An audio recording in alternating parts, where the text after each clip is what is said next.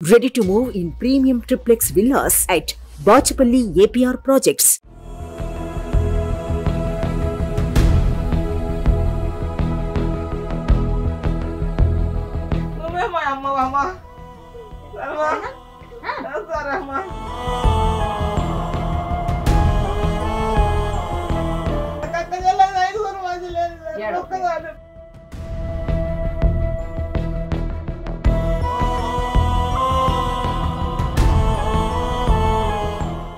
మీరు sir correct చేసిండ్రు మీ Suman TV దగ్గరికి వస్తే ఒక్కటే నాట్లో మీరు సక్సెస్ చేసిరు మేడం.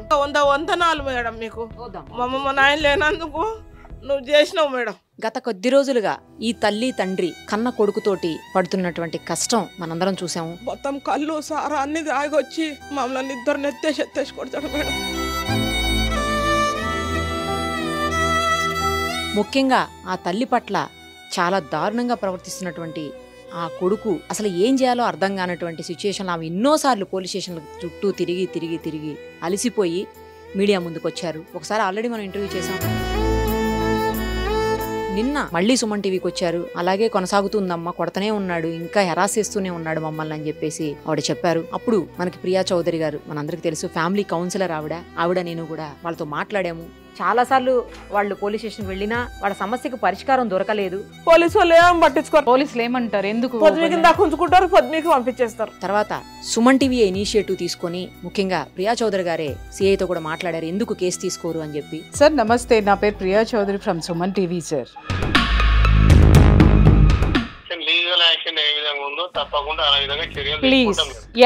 ఆ తర్వాత మన రిపోర్టర్ని పంపించాము. వీళ్ళని తీసుకుని వెళ్ళి అక్కడ కంప్లైంట్ కూడా చేశారు. దాని పర్యవసానంగా పోలీసులు చాలా పాజిటివ్గా రియాక్ట్ అయ్యి ఈరోజు మార్నింగే ఆ దుర్మార్గుణ్ణి అరెస్ట్ చేసి రిమాండ్ చేశారు. ఐపీసీ సెక్షన్స్ 307, 354 రెండూ కూడా పెట్టారని తెలుస్తోంది. కొద్ది రోజులైనా కనీసం వాళ్ళకు ఉపశమనం లభిస్తుందేమో. దీనికి శాశ్వత పరిష్కారం ఏంటనేది మళ్ళీ చూడాల్సి ఉంటుంది. ఫస్ట్ అయితే అతను చేసినటువంటి దాష్టీకాలకు అతనికి శిక్ష పడాలి. కొద్ది రోజులైనా జైల్లో ఉంటే మన మార్పు వస్తుందేమో, మరి చూద్దాం. అది కూడా వచ్చిన తర్వాత అలాగే ఉంటాడా, మారతాడా, లేతే మరింత చండాలంగా తయారవుతాడా, అవన్నీ కూడా అతని మీద ఆధారపడి ఉంటుంది. మంచిగా మారి తల్లిదండ్రులను బాగా చూసుకుంటే, ఎందుకంటే ఆ శిక్ష పడిన తర్వాత కొద్ది రోజులైనా జైల్లో ఉంటే ఆ బాధ తెలుస్తుంది. మారితే మంచిగా వాళ్ళ తల్లిదండ్రులకి ఇబ్బంది ఉండదు. లేకపోతే అప్పుడు ఏం చేయాలనేది కూడా మరోసారి ఆలోచించాల్సి ఉంటుంది. ఒకసారి ఆమెతో మాట్లాడదాం. ఎందుకంటే ఏదో ఇంటర్వ్యూ చేసాం వెళ్ళిపోయాం అని అనుకోకుండా సుమన్ టీవీ ఒక ఇనిషియేటివ్ తీసుకుంది. ఆ తల్లికి ఎట్లయినా న్యాయం జరిపించాలి అన్న ఉద్దేశంతో పోలీసులతోటి మాట్లాడి ఈరోజు అరెస్ట్ వరకు, ఎందుకంటే ఆమె చాలాసార్లు తిరిగారు ఇప్పటికే పోలీస్ స్టేషన్ చుట్టూ. ఆమె చెప్తున్నారు, అమ్మ చాలాసార్లు తిరిగారు కదా మీరు. చెప్పారు మేడం, 200 సార్లు 100 సార్లు కూడా వచ్చారు. వీళ్ళు తాగుతూనే ఉంటాడు, వాడు తాగుతూనే ఉంటాడు, వాడు ఎప్పుడు తాగుతూనే ఉంటాడు. ఆడు పనికోడు, పైసలు ఇవ్వకపోతే కొడతాడు మేడం. మీ దగ్గరకు వస్తేనే ఇప్పుడు ఇది న్యాయం జరిగింది మేడం. నువ్వు చేస్తే నాకు అన్నసార్లు గుర్తొచ్చింది, అంతే. నువ్వు హెల్ప్ చేసినావు మాకు, అంతే. అన్నిసార్లు తిరిగిన పోలీసు వాళ్ళు మీరు డ్రెస్ ఎందుకు వేసుకున్నారు అని కూడా అన్నా నిన్న నేను. మీరు డ్రెస్ ఎందుకు వేసుకుర్రు, మీరు డ్యూటీలు ఎందుకు చేస్తున్నారు, మీరు అనవసరంగా డ్రెస్సులు ఇప్పి పడేయరు అని చెప్పిన. వాళ్ళు ఏం అనలేరు కూడా, నన్ను ఏం అనలే. మీ దగ్గరకు వస్తే పదే వందనాలు. మీరు సార్ కరెక్ట్ చేసిండ్రు మీ సుమన్ టీవీ దగ్గరికి వస్తే. మీరు మాకు హెల్ప్ చేసిర్రు మేడం. ఇది ఒక్కటి మంచిగా చేసిర్రు మాకు, అంతే. తిననీక బియ్యం కూడా లేకపోతే బియ్యం కూడా అమ్మేసుకున్నాడు మేము స్టక్కలే. బియ్యం అమ్ముకుంటు ఓలో చెప్పేసిరంట ఫోన్ చేసి, ఇట్లా కారు వచ్చి తీసుకుపోయింది అని. రాత్రి వచ్చినాక అడుగుతున్నాడు. మళ్ళీ 4 గుడ్లు తెచ్చుకొని క్వార్టర్ కొనుక్కొచ్చుకొని తాగి తిని పండిండేమో రాత్రి. మేము అవతల రూమ్ లో వండుకున్నాం మేడం. అదే అమ్మ, మీరు ఫోన్ చేస్తే ఏమీ తినలేదు మేడం. తినలేదు ఇంతవరకు, ఇంకా తినలేదు. ఇంత చికెన్ ఇంత కొంచెం అన్నం తెచ్చుకున్నా కదా, అదే తిన్నాం. అదే అరుగులో కూర్చొని తిని పండుకున్నాం. కొంచెం ఆ టైం దోశ తినిపించారు. మళ్ళీ అప్పుడప్పుడు నాకు అరగదు, నేను తిన్నాను. నాకు కొంచెం అన్నం పెట్టిరు, నేను అదే రాత్రికి తిన్నా. అందుకే ఫుడ్ కూడా తెచ్చాము, తినండి. మీ వల్ల నాకు న్యాయం జరిగింది మేడం. నీ కాలు మొక్తా. మీ వల్ల నాకు మంచిగా చేసిండ్రు.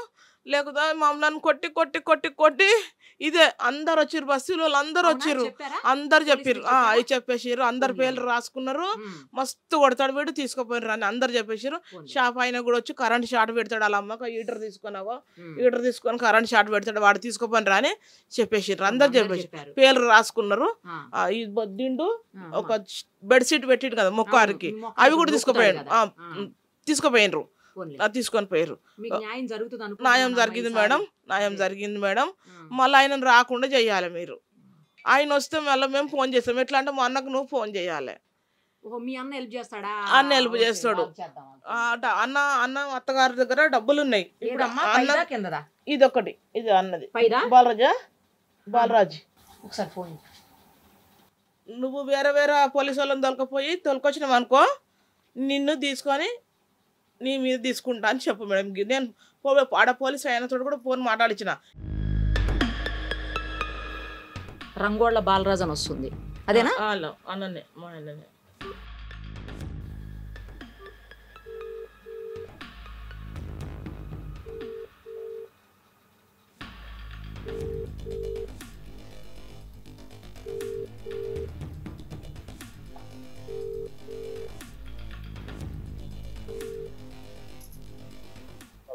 హలో, బాలరాజ్ గారా?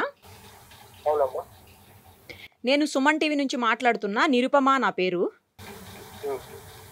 ఈ మన నాగమణి గారు ఇష్యూలో మీరే మొత్తం అంతా వాళ్ళ అబ్బాయితో దగ్గరుండి అన్ని రెచ్చగొట్టి చేయిస్తున్నారు అని చెప్పేసి ఆవిడ అంటున్నారు. ఓకే, ఇప్పుడు మీరే రెచ్చగొట్టి ఆ అబ్బాయితో చేపిస్తున్నారు, కొడుతున్నారు అని అంటున్నారు, కొట్టించేలాగా చేయిస్తున్నారు అని. నాకేం అవసరం అమ్మా, నాకేం అవసరం చెప్పు. నాకు కూడా ఒక భార్య ఉంది, ఒక పిల్లలు ఉన్నారు, ఉద్యోగం చేసుకుంటా, నాకేం అవసరం. సరే పోనీయండి, మీకేం అవసరం లేదు కదా. ఇప్పుడు అతన్ని అరెస్ట్ చేశారు పోలీసులు ఈరోజు. మళ్ళీ మీరే బెయిల్ ఇప్పించి మీరే దగ్గరుండి అన్ని చేపిస్తారు అని అంటున్నారు ఆవిడ. మాకేం చేశాడు? కన్న తల్లి అట్లా పట్టించినప్పుడు మేమేం చేస్తామమ్మా? కన్న తల్లినే కదండి ఇబ్బంది పెడుతున్నాడు, కొడుతున్నాడు, కన్న తల్లినే కదా చేస్తున్నాడు ఇవన్నీ. చేస్తున్నాడు అంటే నువ్వు చూసినావా? చూసేది కనబడుతుంది కదా, వాళ్ళందరూ చుట్టుపక్కల మొత్తం చెప్తున్నారు. కొట్టలేదని మీరు చూసారా?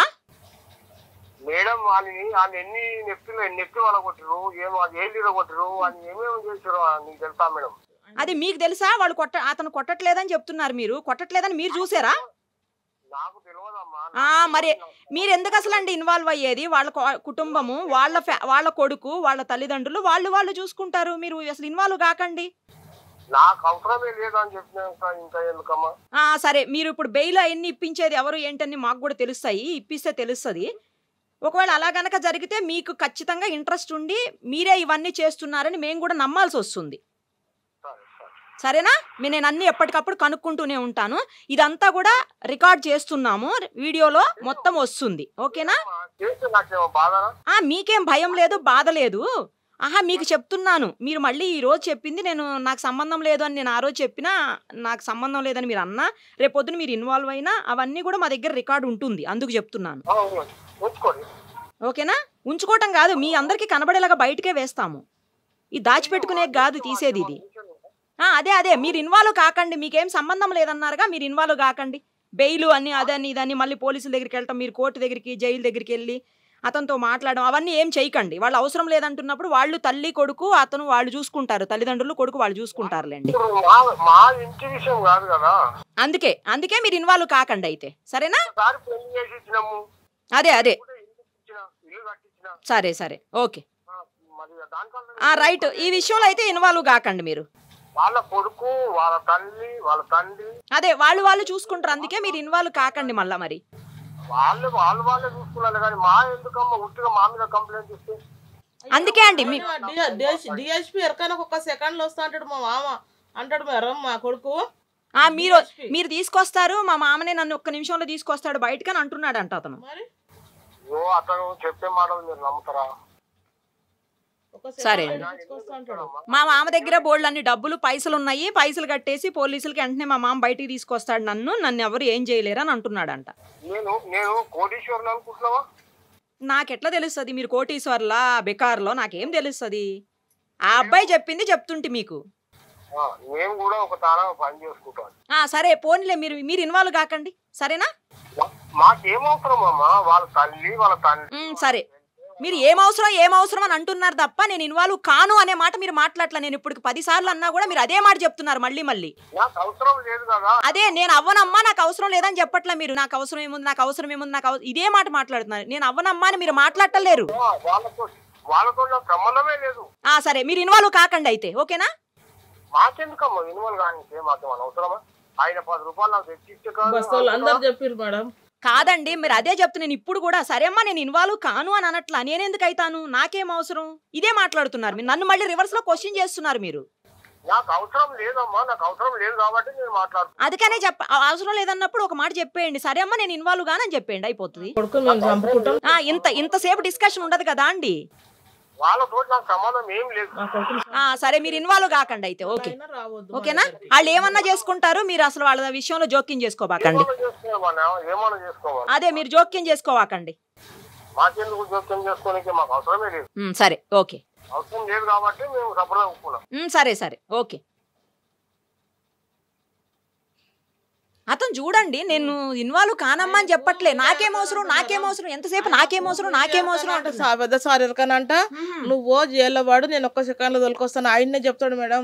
చెప్తానే ఆయన భరోసా మీద మా వాడు చెప్పే అన్ని నిజాలే, మా వాడు చాలా జరిగినాయి అని చెప్పి మళ్ళీ ఇప్పుడేమంటున్నాడు, ఆడు చెప్పి మీరు నమ్ముతారా అని అడుగుతున్నాడు. మళ్ళీ అంటే అబద్ధాలు చెప్తున్నాడని చెబుతున్నాడు. 2 రకాలుగా మాట్లాడుతున్నాడు అతను. అట్లా వాళ్ళ అత్తగారి దగ్గర పైసలు ఎక్కువనే అనమాట. వానికి చాలా పొగురు అట్లా. సరే అమ్మా మీరైతే జాగ్రత్తగా ఉండండి. నా నెంబర్ ఉంది కదా, ఏమన్నా ఉంటే కూడా ఫోన్ చేయండి. తర్వాత ఏం చేయాలి, ఒకవేళ బయటికి గనక వచ్చిన తర్వాత అతను మళ్ళీ ఏం చేయాలి, మారితే సరే ఉందమ్మా మంచిగా అయ్యి నేను మారతాడేమో అనుకుంటున్నా.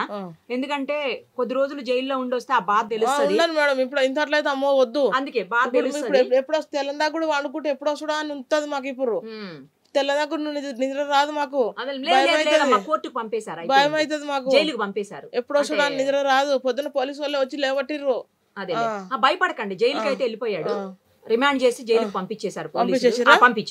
పంపించారు. మీకు అనుకున్నాం ఆల్రెడీ అన్నీను. మా రిపోర్టర్ కూడా ఇప్పుడు అక్కడనే ఉన్నాడు. సరేనా, ఏమేమి సెక్షన్లు పెట్టారు, పంపించారా లేదా అవన్నీ రాసుకున్నారు, అన్ని చేసినారు. ఆ తమ్ముళ్ళు కూడా మా దగ్గరనే ఉన్నారు. పాప మళ్ళీ లేదు, సాయి లేదు, ఏం లేదు వాళ్ళకు, ఏం లేదు.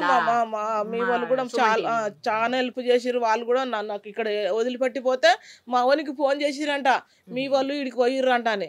మా వాడు వచ్చి అడుగుతుండు, మీరు అడిగి పోయినారా అంటే అడుగుతుండు. మేమేం అనకుండా పోయి అందులో పోయి వండుకున్నాం. ఇక సరే మేడం, మీ దగ్గరకు వచ్చినతేనే ఇది అయిపోయింది మేడం. లేకపోతే పోలీసు వాళ్ళు ఉట్టిగా వేస్ట్. అన్ని సార్లు తిరిగినాము కానీ ఏం పట్టించుకోలేరు మేడం. లేకపోతే తిట్టి వెళ్ళగొడతారు, తిట్టి వెళ్ళగొట్టేస్తాం. మీ దగ్గరకు వచ్చాకనే ఇది న్యాయం జరిగిపోయింది. చాలా గట్టిగా తీసుకురు మేడం. ఒక్కటే నాట్లో మీరు సక్సెస్ చేసిరు మేడం. మీకు 100 వందనాలు మేడం. మీకు మా నాయన లేనందుకు నువ్వు చేసినావు మేడం, అంతేనా. ఇప్పుడు మా వారికి మస్తు ఫోన్లు వస్తున్నాయి, మెసేజ్. ఫోన్లు మాకు పెద్ద ఫోన్లు తెలియదు మేడం, పెద్ద ఫోన్లు తెలియదు. నా కొడుకు నంబర్ ఫోన్ వద్దా అన్నారు. ఇది నా కొడుకు తీసుకోవాలి. సరే అమ్మా జాగ్రత్తగా ఉండండి. ఏమన్నా అవసరం అయితే ఫోన్ చేయండి. ఒకవేళ వచ్చిన తర్వాత మారితే మంచిగా పర్వాలేదు, లేదు అంటే గనక అప్పుడు ఏం చేయాలనేది మళ్ళీ చూద్దాం. జాగ్రత్తగా ఉండండి. తినండి, అన్నం తీసుకొచ్చాను తినండి సరేనా. ఎందుకంటే ఈ ఫుడ్ తెచ్చాను, మళ్ళీ రాత్రి ఇంకేదైనా ఫుడ్ అది ఇబ్బంది లేకుండా. అందుకే నువ్వు ఫోన్ చేయగలరు. నాకు ఏడుపు వచ్చిందమ్మా, మా అమ్మ లేదు, చచ్చిపోయింది. నువ్వే మా అమ్మ.